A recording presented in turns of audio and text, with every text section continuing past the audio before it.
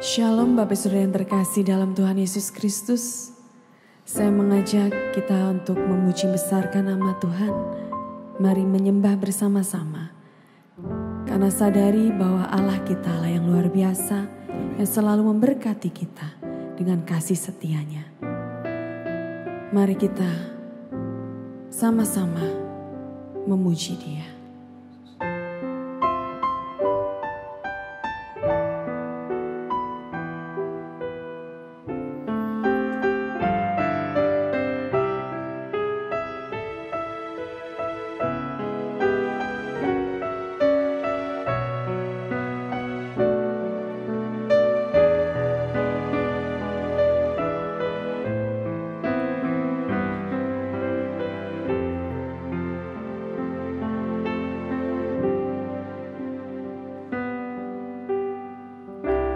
Kasih setiamu yang ku rasakan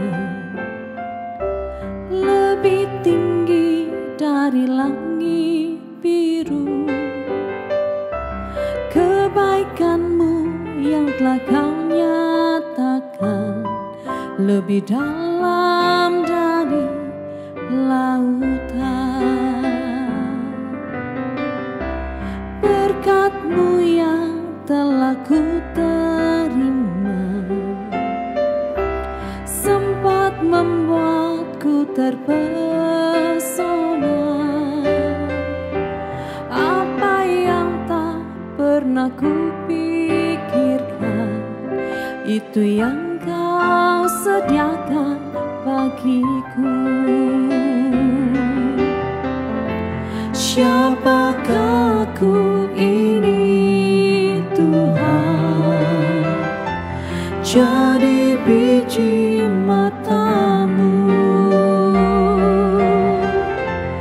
Dengan apakah ku balas Tuhan selain puji dan sembah Kau.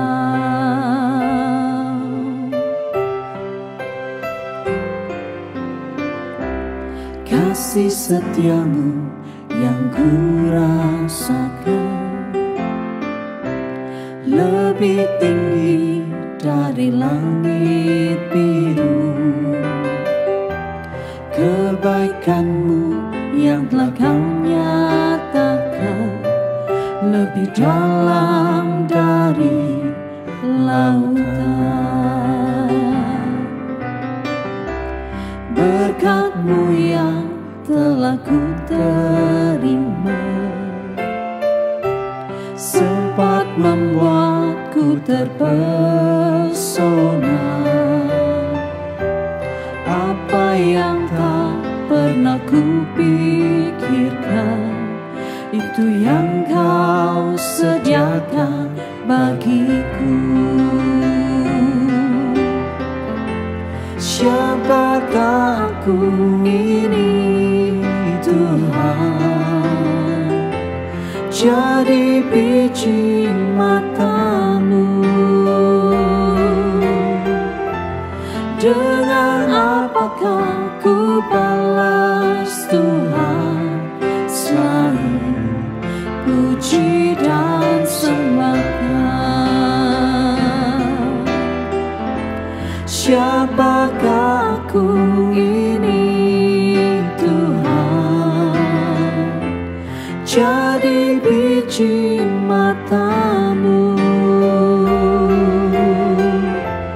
Dengan apakah ku balas Tuhan selain puji dan sembah Kau.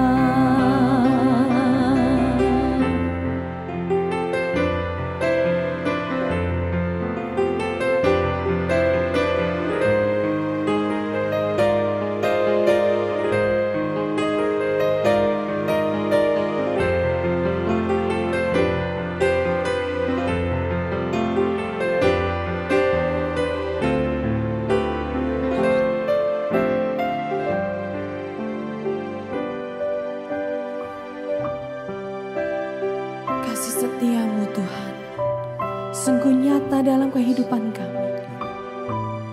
Dan kami mau terus Tuhan menyenangkan hati-Mu dengan pujian kami, dengan penyembahan kami.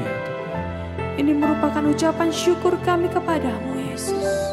Karena hanya Engkau yang layak kami sembah, hanya Engkau yang layak kami tinggikan. Oh Yesus, Kau segalanya dalam hidup kami, yang terbaik Tuhan. Terima kasih Yesus, kami mau bersyukur hanya padamu Yesus. Haleluya. Kasih-Mu Tuhan dalam hidup kami.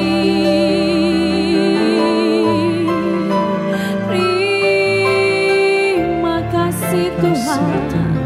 Haleluya.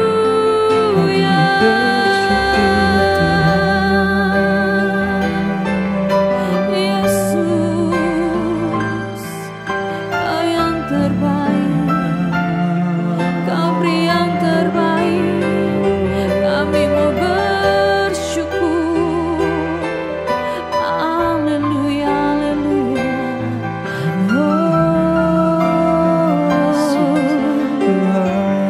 Ya Allah kami,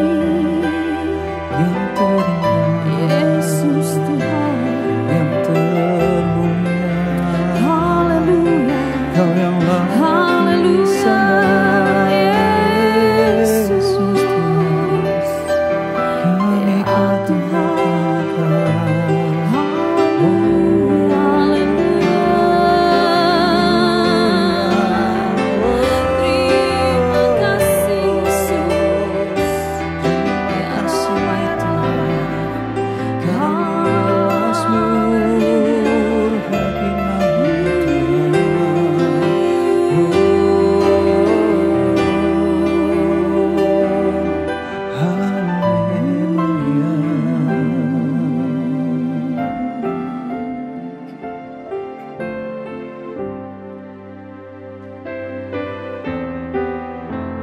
Siapakah ku ini Tuhan,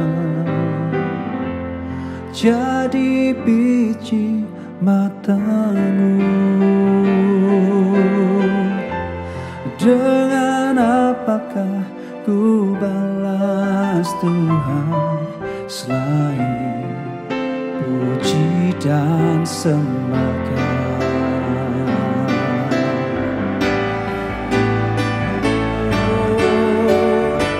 Siapakah ku ini Tuhan, jadi biji matamu.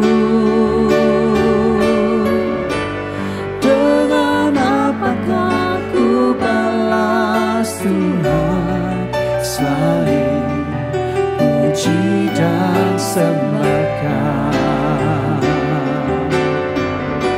Siapakah ku ini Tuhan, jadi biji matamu. Dengan apakah ku balas Tuhan selain puji dan sembahkan. Selain puji dan sembahkan, selain puji dan sembahkan.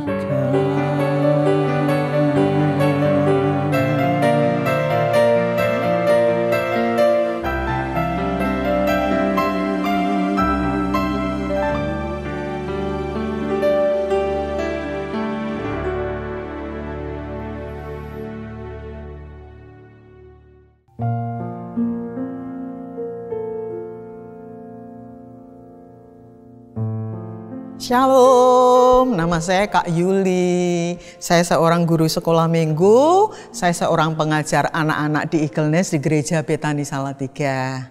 Saya bersyukur kalau sampai saat ini saya masih aktif melayani di ladang Tuhan di pelayanan anak-anak. Terkadang saya berpikir banyak orang tidak tertarik dengan pelayanan anak. Banyak orang memandang sebelah mata untuk pelayanan anak. Saya sangat bisa memaklumi hal ini karena murid-muridnya Tuhan Yesus pun seperti itu.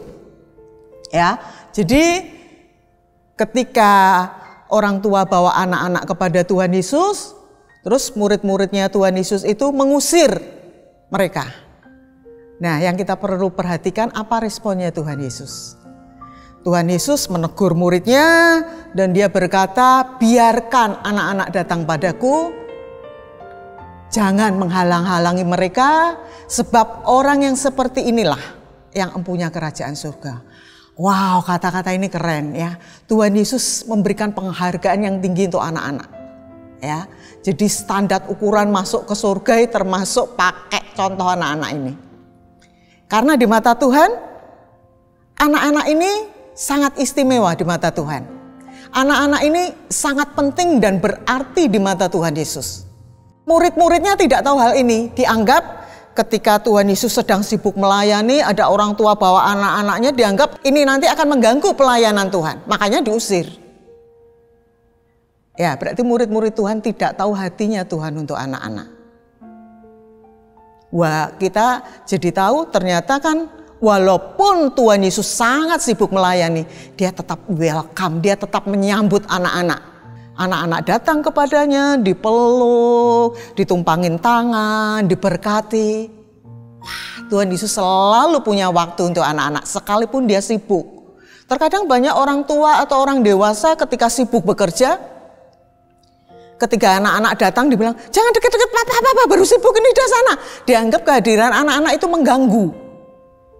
Ya, tidak demikian dengan Tuhan Yesus. Ya. Jadi jangan menganggap bahwa pelayanan anak itu second class, kelas kedua. Tidak. Pelayanan anak ini adalah first class, kelas yang utama, yang luar biasa. Yang Tuhan suka. Makanya gak heran kalau saya menginvestasikan hidup saya untuk melayani anak.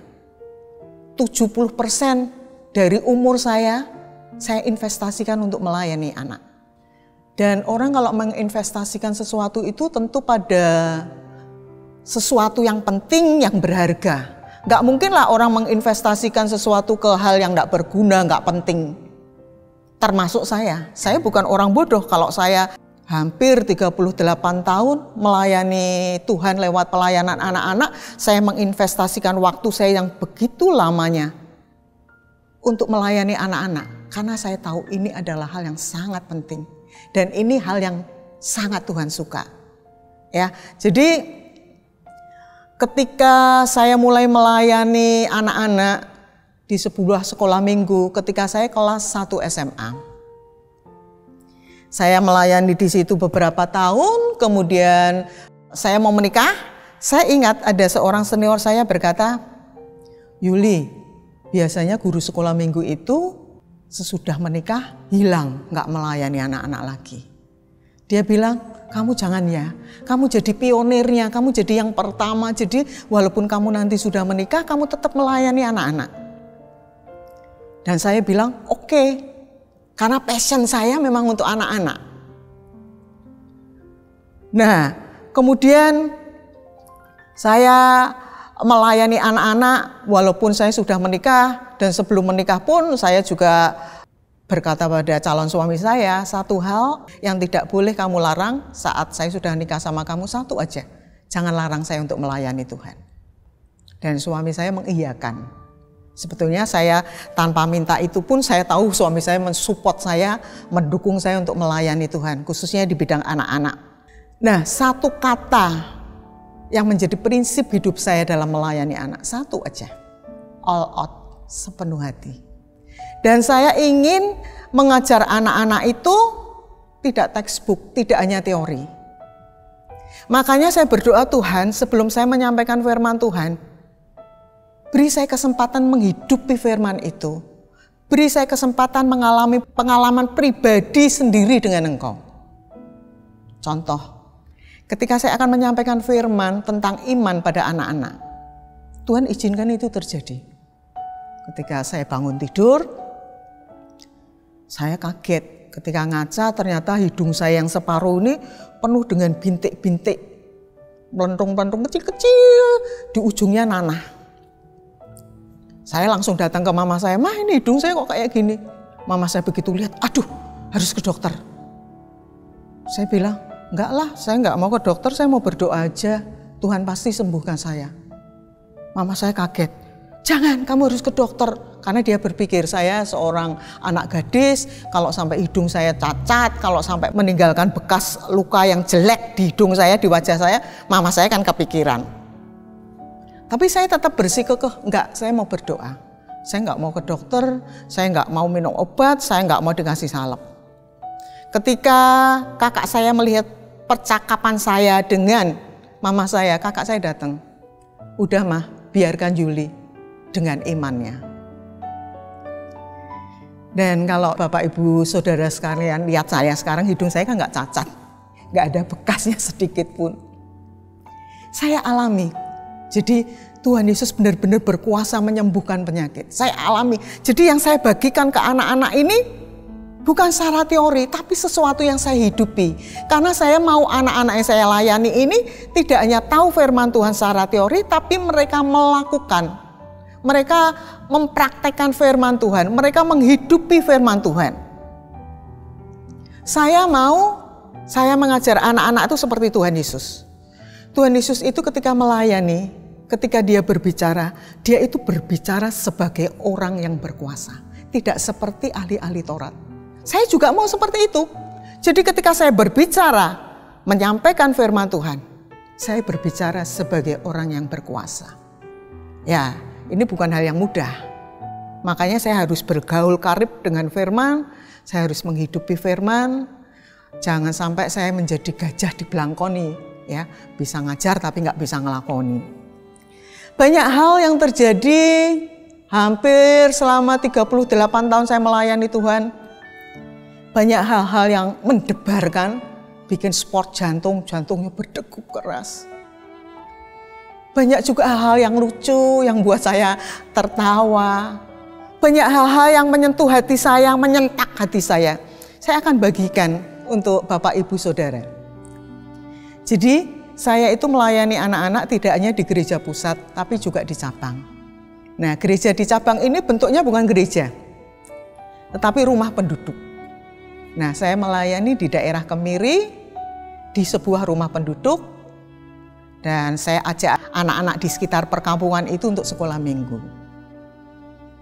Dan rata-rata anak-anak yang saya layani itu pada waktu itu mereka tinggal di barak. Barak ini tempat penampungan tukang beca, kuli, buruh-buruh panggul di pasar. Jadi mereka sangat sederhana. Nah, anak-anak ini yang banyak saya layani. Jadi mereka secara ekonomi ya benar-benar perjuangan. Makanya kadang-kadang nggak heran kalau guru sekolah minggu ngajar di situ kadang-kadang dimintain uang sama orang tua anak ini karena mereka kesulitan ekonomi. Nah, ketika pelayanan itu mulai jam 4 sore, jam 3 saya udah datang. Saya besuki perkampungan itu, anak-anak saya datangin, saya bilang, "Ayo mandi, ditunggu Kak Yuli, kita sekolah minggu."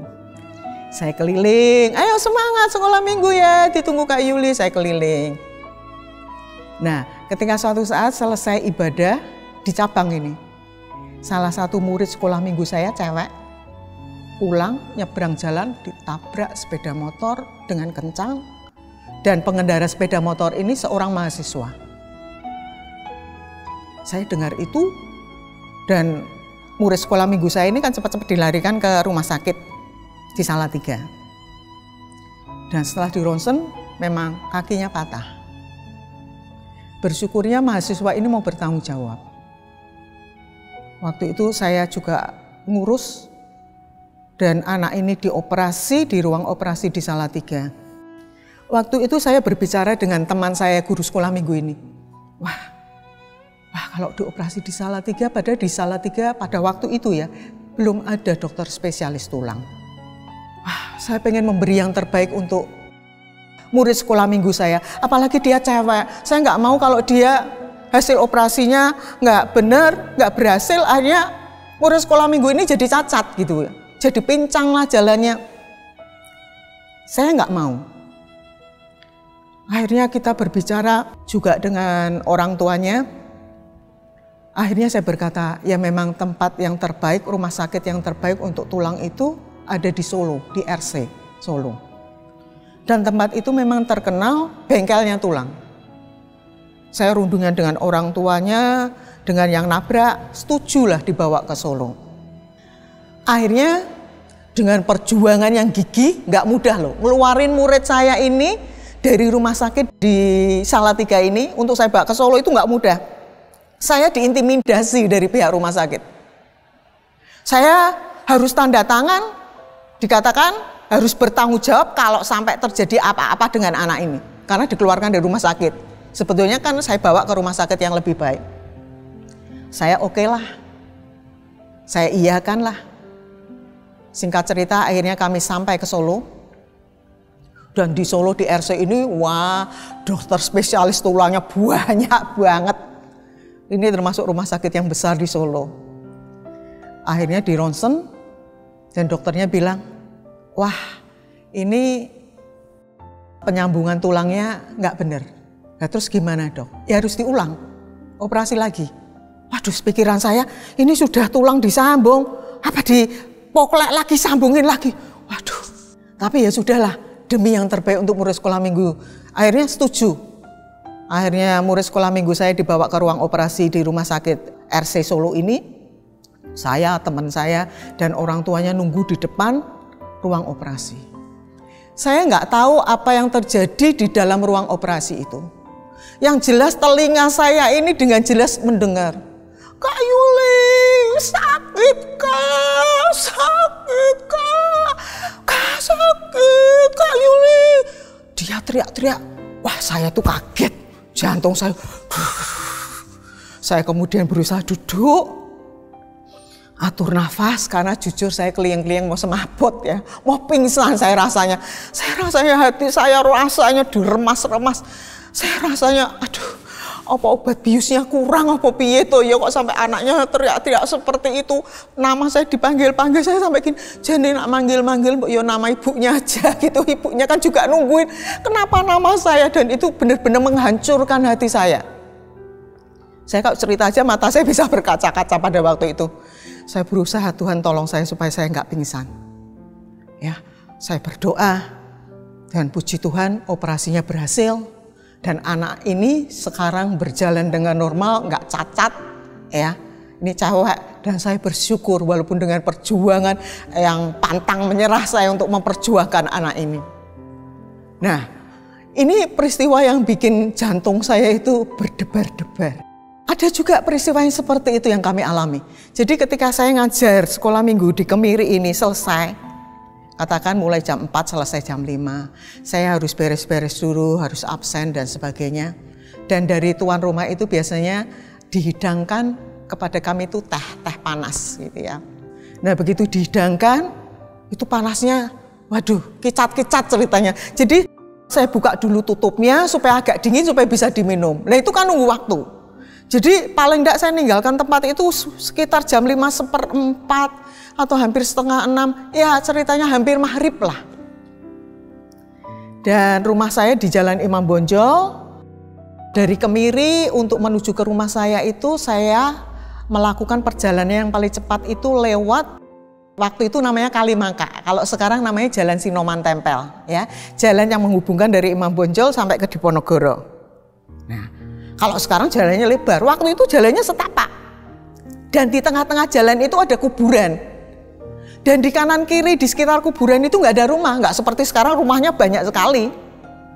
Nah, pada waktu itu sebetulnya teman saya menawarkan jasa untuk mengantar saya sih. Cuman saya nggak mau aja kok, karena saya melihat ada maksud, saya mending pulang sendiri aja. Ketika sampai di tempat itu sepi, sudah mulai gelap, maghrib, lewat kuburan seorang diri.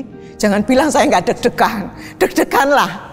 Tapi saya percaya Tuhan, aku melayani Engkau pasti ngelindungin aku, Engkau pasti jagain aku. Sudahlah, Akhirnya lewat sampai di rumah dengan selamat, dengan sukacita. Nah, kemudian saya ingin cerita yang kedua. Setelah rumah saya di Imam Bonjol, kami sekeluarga itu pindah rumah di Jalan Patimura. Nah, dari Kemiri ke Patimura ini saya kalau pulang habis pelayanan nggak lewat jalan raya, tapi lewat jalan kampung, jalan pintas yang paling dekat. Nah, di jalan yang saya lewati ini ada satu jalan yang kanan kirinya hanya bambu. Dan di sekitar itu nggak ada rumah. Ya sebetulnya kalau orang bilang ya agak serem jalan itu. Karena pada waktu itu, ini tahun 80-an ya. Mungkin yang agak tua sudah tahu ceritanya, waktu itu ada gali-gali penjahat yang ditembak penembak misterius yang namanya Petrus. Itu zaman tahun 80-an. Nah di tempat itu ini salah satu tempat untuk membuang mayat yang ditembak sama penembak misterius. Jadi ya ceritanya kalau orang bilang ada sedikit horor gitu ya. Saya harus lewat jalan itu dan sendiri dan hari sudah mulai gelap. Tapi saya percaya Tuhan, Engkau sertai aku. Aku ini melakukan untuk Engkau pasti bertanggung jawab atas aku. Saya harus lewat jalan itu. Habis pelayanan harus lewat jalan itu. Yang kasihan itu mama saya. Mama saya ini khawatir kan, anak gadisnya pulang gelap-gelap sendirian. Saya kasihan sih, sekarang saya jadi orang tua, saya bisa memahami mama saya. Mungkin saya kalau di posisi mama saya juga pasti akan khawatir gitu kalau punya anak gadis pulang sendirian, hari gelap, medannya seperti itu. Ya, kanan kiri bambu, jadi hanya suaranya itu kedengaran bambu yang tertiup angin itu. Saya kalau lewat situ ya jujur ya jangan bilang nggak deg-degan, tapi saya berusaha untuk berdoa, menguatkan iman saya kepada Tuhan. Ini peristiwa-peristiwa yang sport jantung menurut saya. Tapi ada juga peristiwa-peristiwa yang lucu bikin saya tertawa. Karena saya ini lama melayani anak-anak di kelas batita, bawah 3 tahun. Ya. Salah satu orang tua anak itu datang kepada saya, dia bercerita, kalau anaknya sampai di rumah, mamah papahnya itu suruh duduk di kursi, kemudian dia berdiri, dia itu seolah-olah guru sekolah minggu ngajar. Dan tahu nggak Kak Yuli, dia tuh niruin gayanya Kak Yuli, dia niruin ucapan-ucapan kata-katanya Kak Yuli sampai orang tuanya itu geli gitu ya. Terpingkal-pingkal mereka harus duduk kayak anak sekolah minggu, anak yang masih kecil ini ngajar sekolah minggu seolah-olah jadi guru sekolah minggu. Saya diceritain itu saya ketawa. Ya memang begitulah anak-anak itu peniru yang hebat. Makanya nggak heran ya kalau sekarang murid-murid sekolah minggu saya ini sekarang sama-sama melayani saya jadi guru sekolah minggu, sama-sama jadi kakak Eagleness. Bahkan banyak murid-murid sekolah minggu saya sekarang sudah jadi pendeta, hamba Tuhan sepenuh waktu. Bahkan youth pastor di gereja Betani ini, Kak Ocha juga salah satu murid Eagleness. Dan inilah keberhasilan saya sebagai guru sekolah minggu kalau murid-murid saya lebih dari saya gurunya. Ini sukacita saya. Makanya saya bersyukur sekali kalau Tuhan tempatkan saya di pelayanan anak. Walaupun banyak orang menganggap pelayanan anak itu nggak penting. Dan banyak juga gereja-gereja yang juga nganggapnya cuma anak-anak. Sebetulnya kita bisa tahu gereja itu benar-benar mengerti hatinya Tuhan untuk pelayanan anak atau tidak, sebetulnya gampang. Seberapa anggaran yang disediakan untuk pelayanan anak-anak itu kita sudah bisa melihat, wah gereja ini benar-benar ngerti hatinya Tuhan untuk pelayanan anak atau tidak. Tapi saya bersyukur sih di gereja Betani, Bapak Ibu Gembala, Bapak Enggi dan Bu Riki itu sangat perhatian untuk Eagleness dan juga sangat memperhatikan kakak-kakak Eagleness. Terima kasih Pak Enggi, Bu Riki. Tuhan berkati. Ini yang membuat kita semakin semangat, semakin all out dalam melayani Tuhan.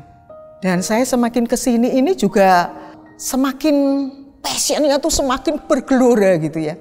Bukannya saya bertambah umur, malah justru mundur. Enggak, saya semakin bergelora, saya semakin ngertiin dalamnya hatinya Tuhan itu untuk anak-anak. Saya bersyukur kalau sekian lama Tuhan masih mempercayai saya melayani di pelayanan anak. Bagi saya kontrak saya di pelayanan anak ini seumur hidup. Ya sampai langkah terakhir saya mau masih ada untuk melayani Tuhan Yesus di anak-anak. Tapi juga ada peristiwa yang menyentuh hati saya. Puji Tuhan, Tuhan Yesus berkati anak-anak saya. Kedua anak saya itu saat ini ada di luar negeri. Yang satu di Belanda, satu di Sydney, Australia. Dan saya ini sebagai ibu sering komunikasi dengan mereka, ya, teleponan lewat WA gitu ya. Saya kaget ketika satu saat saya telepon anak saya. Anak saya ini bisa bilang begini, "Mama, terima kasih." Saya bilang, "Loh, kamu kok tiba-tiba terima kasih, ada apa? Nggak ada hujan, nggak ada angin kok. Kamu bilang-bilang saya thank you, ini ada apa?" Dia bilang, "Kalau aku saat ini ada seperti ini, Ma. Kalau aku dapat posisi pekerjaan seperti ini, dapat gaji yang bagus, dapat yang semua yang terbaik daripada Tuhan. Ini gara-gara Mama." Loh, kok bisa? Ya kan, Mama itu melayani Tuhan di anak-anak kan lama banget, Ma. Mama tuh setia melayani di situ. Mama nabur di situ. Lah aku ini sekarang menuai, Ma. Apa yang Mama tabur? Saya itu terhenyak loh. Jujur saya nggak pernah bayangin anak saya akan berkata seperti itu. Saya kaget. Jadi Ma, terima kasih ya. Mama menabur, aku yang menuai. Saya hanya berkata, ya memang. Tuhan itu tidak pernah mau berhutang. Apa yang kita lakukan untuk Tuhan dengan sungguh-sungguh, Tuhan itu tidak pernah mau berhutang. Jadi saya melayani Tuhan tidak hanya saya diberkati, tapi anak, suami, keluarga saya diberkati Tuhan semuanya. Bahkan ada yang berkata, "Makanya Tuhan Yesus itu sayang banget sama kamu. Lah kamu tuh setia banget loh melayani Tuhan. Makanya Tuhan berkati kamu dengan berkat-berkat yang terbaik." Saya bilang, tapi itu bukan motivasi saya. Nah dia bilang, makanya itu kamu gak punya motivasi itu, kenapa kamu begitu disayang Tuhan, diberkati Tuhan? Ya saya akhirnya jawab, ya karena memang Tuhan Yesus tuh gak pernah mau berhutang deh sama saya. Ya, apa yang saya lakukan untuk Tuhan dengan sungguh-sungguh itu Tuhan Yesus gak pernah mau berhutang. Jadi itu yang bikin saya terharu gitu ya. Tuhan, saya melayani Engkau tuh tujuannya cuma satu aja kok. Menyenangkan hatimu. Udah gak ada yang lain. Karena di dalam hidup ini saya sudah gak pengen apa-apa lagi lah. Saya sudah gak pengen harta benda dan sebagainya, emas perhiasan. Sudah gak kepengen. Pengennya satu aja, menyenangkan hati Tuhan. Jadi kalau Bapak Ibu Saudara menonton channel YouTube ini dan Tuhan gerakkan hati Bapak Ibu Saudara untuk melayani anak, ayo bergabung dengan kami di Eagleness. Ayo bergabung di pelayanan anak-anak dimanapun Bapak Ibu berada. Jangan tunda-tunda, karena kita juga berpacu dengan waktu. Jadi jadilah pengajar anak-anak di akhir zaman ini yang penuh dengan urapan. Tujuan saya untuk melayani anak-anak itu juga satu. Memberikan value lebih untuk anak-anak. Memberikan nilai lebih pada anak-anak. Ketika saya taburi anak-anak dengan firman Tuhan, itu yang membuat value anak-anak itu bertambah. Memberi nilai lebih pada anak-anak. Karena saya mengisi kehidupan anak-anak dengan firman Tuhan. Itu aja sih. Jadi, mari yang tergerak untuk melayani Tuhan di bidang anak-anak, yuk sing-singkan lengan, cepat masuk terjun dalam ladang Tuhan dalam melayani anak-anak. Jujur saya sangat bangga jadi guru sekolah minggu. Saya sangat bangga menjadi kakak Eagleness. Semangat, Tuhan Yesus memberkati. Haleluya.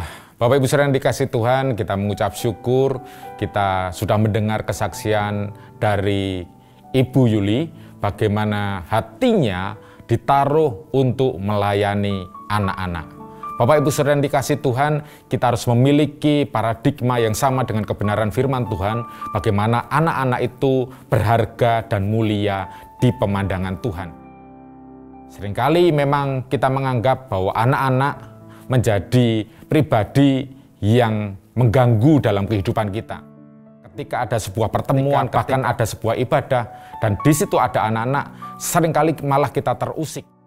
Tetapi apa yang Tuhan sampaikan bahwa anak-anak justru berharga di mata Tuhan. Nah, mari kita miliki paradigma ini, khususnya menghargai dan mengasihi anak-anak seperti Yesus mengasihi anak-anak. Bapak Ibu Saudara yang dikasih Tuhan, dalam kehidupan keluarga tentu ada namanya kehidupan bersama dengan anak-anak. Demikian juga kalau setiap hidup kita, keluarga kita, ada anak-anak di tengah keluarga kita, mari kita belajar mengasihi dan mendidik sesuai dengan kebenaran firman Tuhan. Kita sebagai orang tua bersungguh-sungguh memberikan warisan-warisan rohani, bagaimana kita mendidik mereka dalam takut akan Tuhan. Ada sebuah firman Tuhan yang boleh mengingatkan kita sebagai orang tua, sebagai keluarga dalam mempersiapkan generasi yang mereka akan bertumbuh menjadi generasi emas dan unggul. Yaitu firman Tuhan yang terambil dalam Matius 18 ayat yang ke-6. Di sana dikatakan, tetapi barang siapa menyesatkan salah satu dari anak-anak kecil ini, yang percaya kepadaku, lebih baik baginya jika sebuah batu kilangan diikatkan pada lehernya, lalu ia ditenggelamkan ke laut. Bapak Ibu saudara yang dikasihi Tuhan, ayat ini mengajarkan supaya kita dengan sungguh-sungguh memberikan pengajaran-pengajaran yang benar kepada anak-anak sebagai pondasi dalam kehidupan mereka. Firman Tuhan mengajarkan jangan sampai kita sebagai orang dewasa menyesatkan anak-anak. Ini artinya bahwa Tuhan melihat bahwa anak-anak itu sangat punya potensi yang luar biasa dalam kehidupan bermasyarakat, bahkan kehidupan gereja. Ini tanggung jawab kita untuk mempersiapkan mereka. Tetapi dengan mempersiapkannya harus dengan kesungguhan hati. Di sana dikatakan jangan sampai kita menyesatkan. Artinya apa? Kita harus sungguh-sungguh memberikan pengajaran-pengajaran yang sesuai dengan kebenaran firman Tuhan. Firman Tuhan yang lain mengajarkan bahwa kita ini memberikan didikan itu saat mereka duduk, saat kita berjalan, dalam kondisi apapun, kita terus memberikan didikan kepada anak-anak. Ini artinya butuh konsistensi dalam mendidik anak. Bapak Ibu saudara yang dikasihi Tuhan, mari kita memiliki tanggung jawab yang besar untuk membagikan nilai-nilai kebenaran. Ketika kita menyesatkan, firman Tuhan menegur dengan keras, batu kilangan akan diikatkan dan kita akan dibuang ke laut. Itu artinya apa? Itu artinya bahwa ada konsekuensi besar ketika kita menyesatkan. Memang tidak mudah dalam mendidik anak. Kita harus terus berproses sesuai dengan apa yang menjadi kehendak Tuhan. Kita juga harus bertumbuh dalam kebenaran firman Tuhan. Sehingga hal-hal kecil itu kita bisa berikan sebagai pondasi yang kuat. Karena ketika kita mengajarkan yang salah, itu akan berdampak di kemudian hari atas kehidupan kerohanian anak-anak. Ini yang Tuhan mau ingatkan kepada kita, miliki hati untuk anak-anak, miliki hati untuk generasi, dan kita punya tanggung jawab yang besar untuk mempersiapkan generasi, untuk mereka bertumbuh, bersinar, unggul, dan menjadi berkat buat generasinya. Miliki tanggung jawab untuk mempersiapkan generasi yang lebih baik. Mari kita satukan hati untuk berdoa.